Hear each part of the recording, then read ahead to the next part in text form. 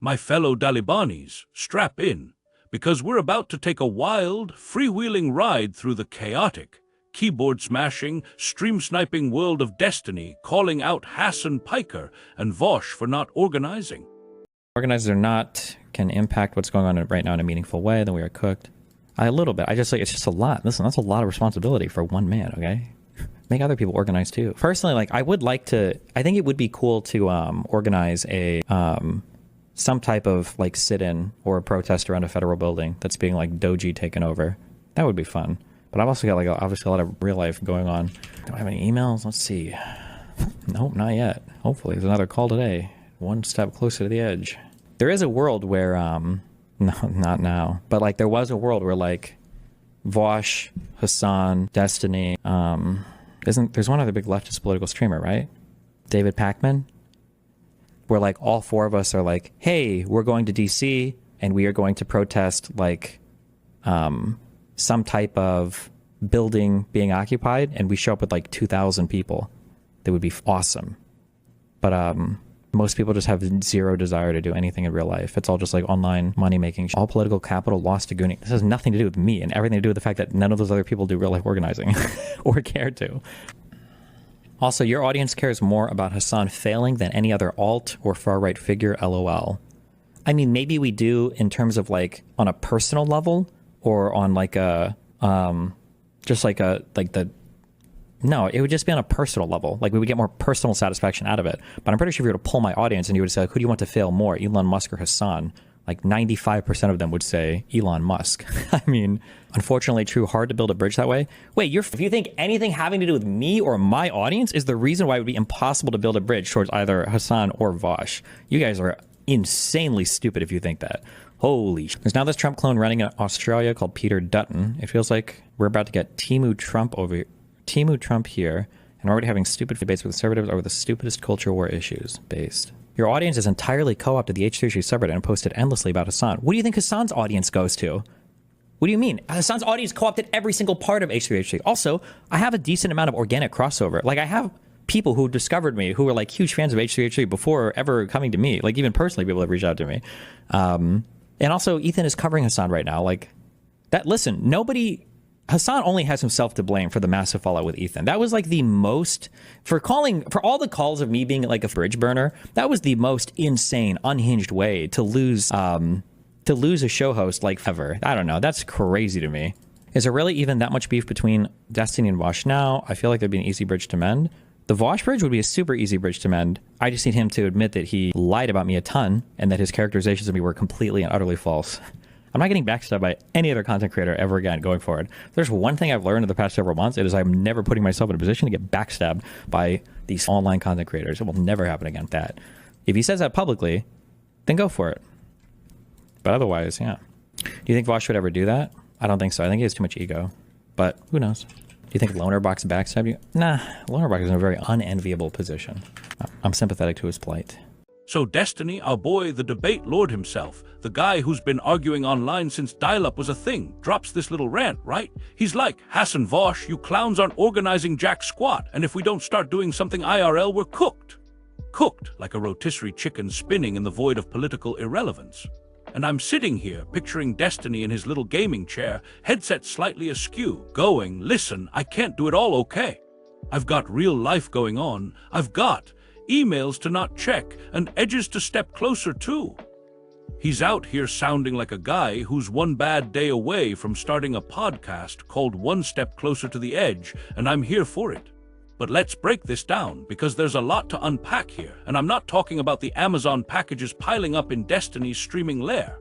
He's got this fantasy, right? This glorious, rose-tinted vision where he, Hasan Vaush, and David Pakman, basically the Avengers of leftist Twitch, roll up to DC like, we're here to protest a federal building being, doji taken over or something. I don't even know what that means. Doji taken over. Is that like a cryptocurrency coup? Did Dogecoin storm the Capitol? I'm imagining Destiny with a megaphone, Hasan in a tank top flexing for the gram, Vaush with a manifesto longer than a CVS receipt, and Pakman just standing there looking sensible like, can we at least get a permit for this? And they've got 2,000 people behind them, 2,000. That's more people than showed up to my last comedy gig, and half of them were just there for the free nacho. But here's the kicker, folks. Destiny's like, "That be awesome, right? But nah, nobody wants to do it. Everyone's too busy making money online, cashing in that sweet, sweet political capital for clout and GoFundMe bucks." And he's not wrong. These streamers, they're out here grinding for subs, not revolutions. Hasan's probably sitting in his LA mansion, petting his designer dog, going, "Organize? Bro, I just dropped a 3-hour stream about why landlords are the devil. What more do you want?"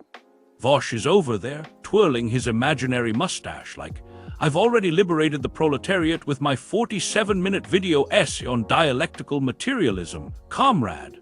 Meanwhile, Destiny's like, "Guys, I'm begging you, let's go touch some grass and yell at a building." And they're all, "Nah, fam, the Wi-Fi's too good indoors." And then Destiny drops this little gem.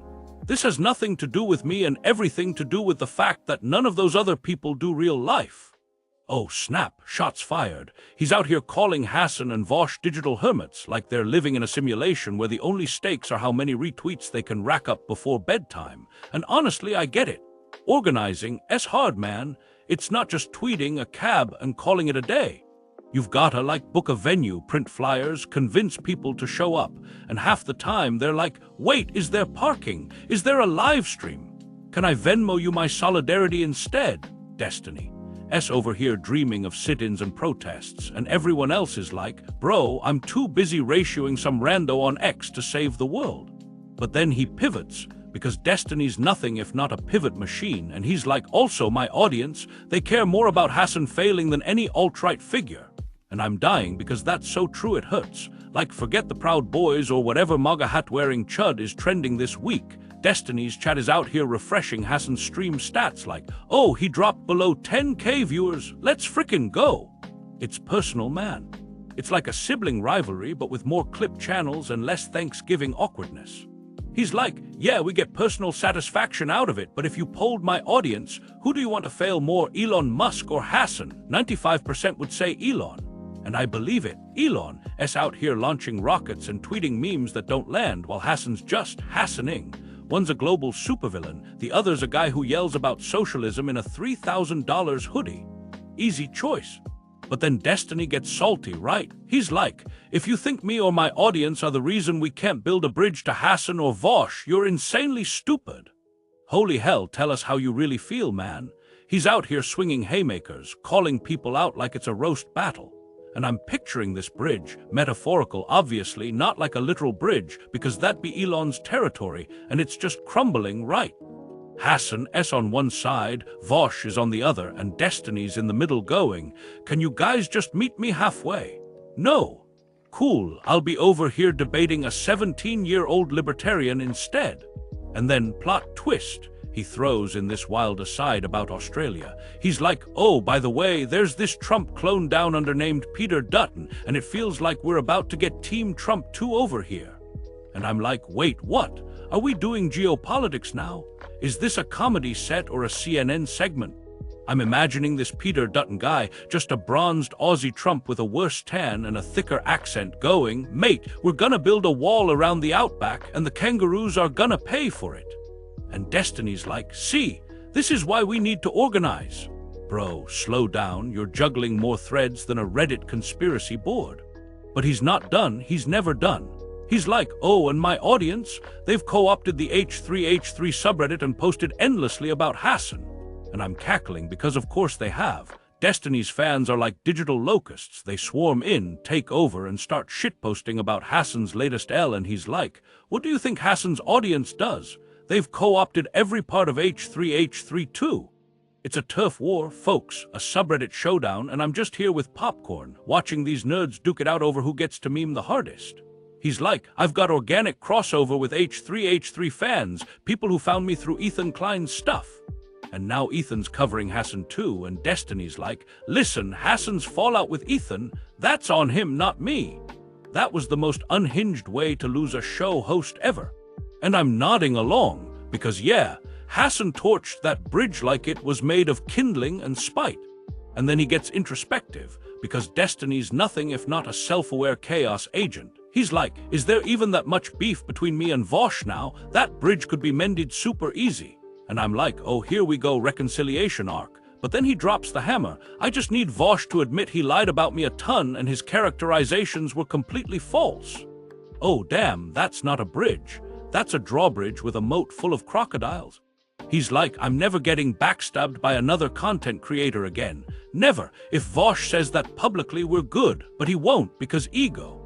And I'm over here picturing Vaush stroking his chin, going, admit I was wrong. I'd rather debate a wall for 6 hours. Destiny's like, who knows, maybe he'll surprise me. But you can hear the skepticism dripping off that like melted butter on a lobster tail. And then he throws in this little coder about Lonerbox, some poor schmuck caught in the crossfire. He's like, nah, Lonerbox doesn't backstab me. He's in an unenviable position. I'm sympathetic. And I'm like, who the hell is Lonerbox? Is he the guy holding the camera while Destiny, Hasan, and Vaush bicker? Is he the one organizing the protest nobody shows up to? I don't know, but I'm rooting for him because he sounds like the only sane one in this circuit. So here we are, folks. Destiny's out here dreaming of protests, calling out Hasan and Vaush for being keyboard warriors and juggling more beef than a butcher shop. He's got a point, though organizing is tough and nobody wants to do it when they can just farm clout online. But me, I'm just gonna keep riffing on this insanity because if we're cooked, at least we can laugh while the world burns. Now, somebody get me a federal building to protest. I've got a free afternoon and a Sharpie.